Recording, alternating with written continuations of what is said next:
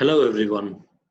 I'm presenting at the third International Multi-Topic Conference on Engineering and Science, IMCES, being held on 2nd and 3rd June 2020 at the Faculty of Information Technology, Universitas Yarsi, Jakarta, Indonesia. The topic of my presentation is Seeding Big Data in Indonesia Correctional Justice System for Intervening Restorative Program. This is a conceptual paper written by Abdul Samad Dahiri, Shafiq Rahman Masan, that is me, and Dr. Liaquat Ali Thebo at the Muhammad Ali Jinnah University, Pakistan. The contents of the presentation are as follows: introduction, 1,000 words, and the big data analytics and how it is used in the modern world, and how restorative big data is being used, implications, future work, and conclusion. Right? The past decade has seen a sparkling growth in tracking technologies. Tracking is available in many forms. Also, the past decade has seen the rise in minor crimes, so that the smaller criminals, the minor crimes, are put into prison with the bigger criminals or repeat offenders. So there's a need to manage both systems and to integrate tracking with smaller crimes. The population growth is also pushing the prison capacity into a high numbers, and the total number of prison capacity throughout the world has risen to about 10 million. Right? There is a need for improvement in societal well-being of offenders in the prison. Right? Again, as I said, minor offenders and re-offenders, when they come together, they only aggravate the situation. There are about 10.35 million prisoners in jails, right? Overcrowding has reached crisis level, and many countries are building more prisons, which is not the solution, right? The policies of criminal justice also affect the sustainable development goals that reach out to poverty, well-being, and to the general prosperity of the human race, right? There are many problems in jails when smaller criminals are put into jails with the bigger criminals. There are mental health problems. There are occurrence of commencing the offenses again. This is just because the criminal record is not saved. The criminal record is available for everybody, and it is a big question mark on the offender when he comes out of prison that he has a public criminal record which can be accessed by anybody, and it does not protect him to lead a normal life and without the stigma of carrying a past record, right? Amnesties and pardons have been given, but the repeat offenses take out the, what do you call it? But the repeat offenses take out the confidence of the people in the justice system. And if you give a lot of pardons, you have more criminals on the street. So there's a need for managing these criminals and to lead them and to protect their records, as well as to lead them towards leading a good life, right? And these people cannot get a just and productive jobs and live law-abiding lives, right? And it was possible for the courts to delete the criminal record for the last 3 or 5 years of the criminals. And the law is quite clear about the offense committed, the length of the sentence, and the vulnerability of the offender at the time of the commencement of the offense. This is particularly true in case of younger criminals, juvenile criminals, who are led into a life of crime, and they cannot get out of the stigma, get out of that problem that they are facing. People who are guilty of petty criminal activities are almost 60% of the detained people, and they should be treated at a societal level instead of putting them behind the bars, right? So there is a need for greater restorative practices rather than putting all of the criminals at the same level in the same jails. putting them into the same stress that they are facing. Right? It is the prime responsibility as per the Sustainable Development Goals of the state to rehabilitate and reintegrate the offenders in this age of sustainable development. The leaders have to come forward and ensure that no one is left behind. Right? A system that can monitor people who are committed towards rebuilding their lives and to contribute to safer societies is the restorative rehabilitation system that can be enabled by big data. Right? The Sustainable Development Goals and the criminal justice must come together in the Prison Trends 2017 to meet the broader development goals. Now, it is very imperative that we know that development and justice have worked in isolation for a lot of time. Development has worked separately and justice system has worked separately. We need to integrate these both solutions to the reintegration of the criminals. We have to leave no one behind. We must collaborate and integrate with the authorities, private entities, and the civil society in the more relative domain of justice. And this whole system is known as the restoration justice system. There is in the case of UK, we can see that a restorative justice system saves £8 for every £1 invested in the restorative justice system. And recidivism can decrease by as much as a quarter or about 27% if the restorative justice system is in place. Now, coming to our study in the case of Indonesia, Indonesia has to deliver a just, modern, and substantive criminal justice system as a law enforcement tool. And Indonesia has to come out of the Dutch system that was older and that has continued for the last 73 years, which is quite old, ancient, and not up to the times, and does not cater to the needs of the modern day. Indonesian government spends rupiah 2 billion just for the prisoners' food. Just imagine how much money can be saved of the government if these people are put into productive use of the society. It would be better if the government could allocate the high prisoner cost of living to other sectors such as education. And improving education is essentially improving the society. Right? Indonesia needs to put in more trained restorative justice staff and to improve the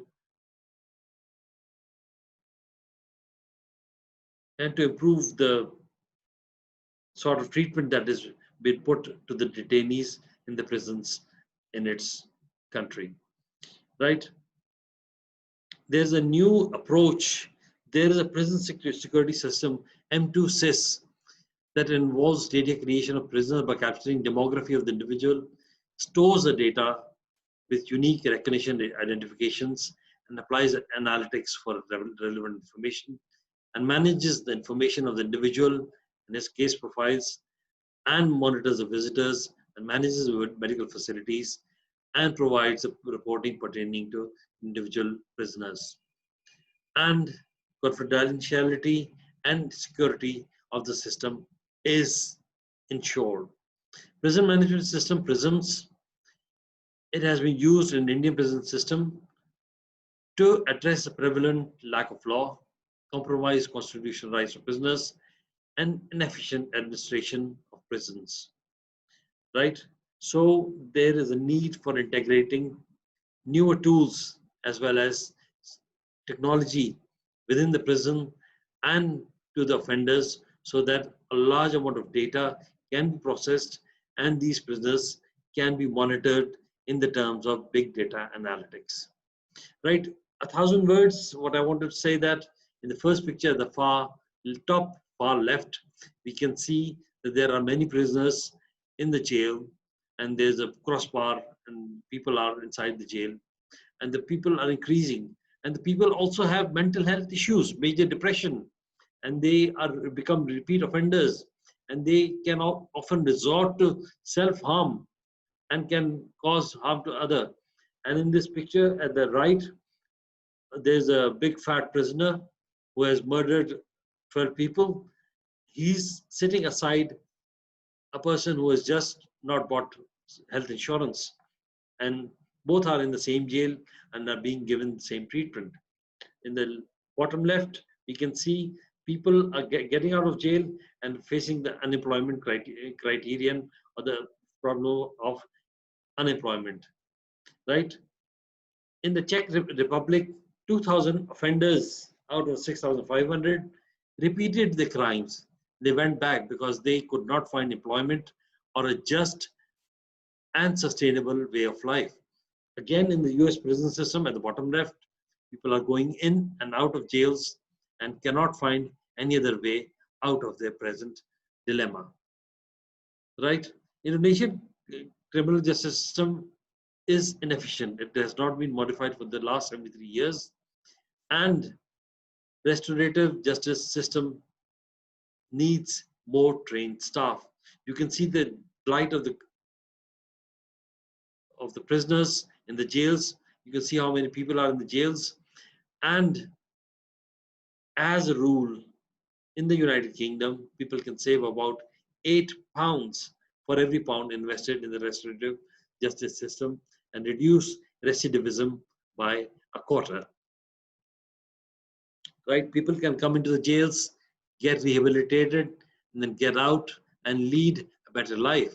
In China, people will be under the umbrella of CCTV surveillance that can monitor and watch over the people and can be on the lookout for all the problems that the people are facing.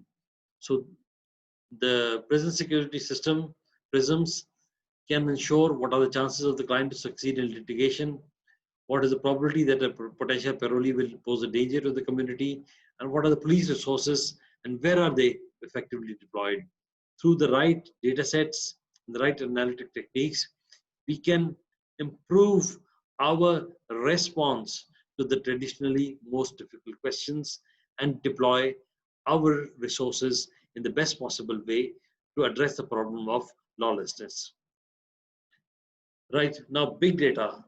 Big data is a term that defines large volumes of data, high velocity, complex and variable data that required advanced techniques and technologies to enable the capture, storage, distribution, management, and analysis of the information. There are 5 V's of data: variety or formats such as structured, unstructured, semi-structured data; velocity or the speed at which the data is created; volume or the amount of data created; and veracity is completely based on the quality of the data. And the 5th V added by Oracle is called the value, and ascertains a certain amount of value on the big data, right? And how big data analytics can be used is by the use of text analytics, question answering techniques, sentiment analysis technique, audio analytics, and social media analytics. Predictive analytics is a way of prediction, extrapolation of knowing what may happen if a given data set or if a given data set is trained, and people, their actions and reactions can be predicted by the use of big data analytics. So the restorative justice system uses AI, big data, and extrapolation to find out where the potential problems are and to act well in advance and to deploy the forces and the correctional system at exact proper places so that the properly social and communal goals are met and people are integrated and prisoners are integrated into the restorative justice system, right?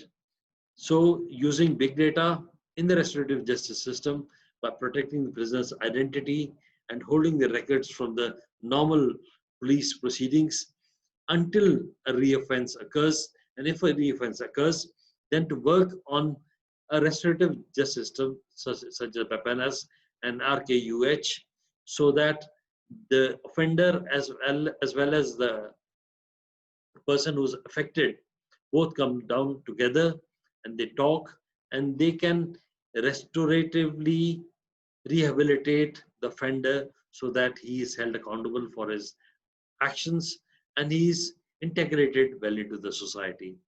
Right? Right? Christiansen and Triguno investigated deregulation and decentralization of the reforms that torment the existing security and law enforcement system.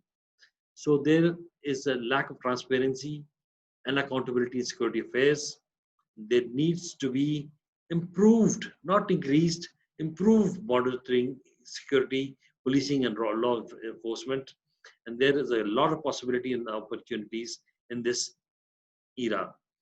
Implication: the help of analytics, it is possible to better monitor the criminals as well as to keep a check on the society and enable the policymakers to reconsider how the conventional judicial system can be improved. Right? The big data is again useful, and the future work we can look at the mathematical foundations of Jagdish, Snithdars, Sheng, and all the researchers in this arena. The benefits of the big data is that the restorative justice system can be enhanced, made more fruitful financially as well as practically, and current issues and solutions can be field tested and evaluated to echo into different directions for restorative institutions. So we can have tailor-made solutions that are beneficial for correctional justice system, lawmakers, and research can be done in this arena to enable big data to enter this area of restorative justice system to bring better peace and better rehabilitation to the prisoners. Thank you. I'd like to say thank you to everybody. And in the end, I'd like to say special thanks to Hazrat Manzoor Hussain, who has been a guiding light throughout these years.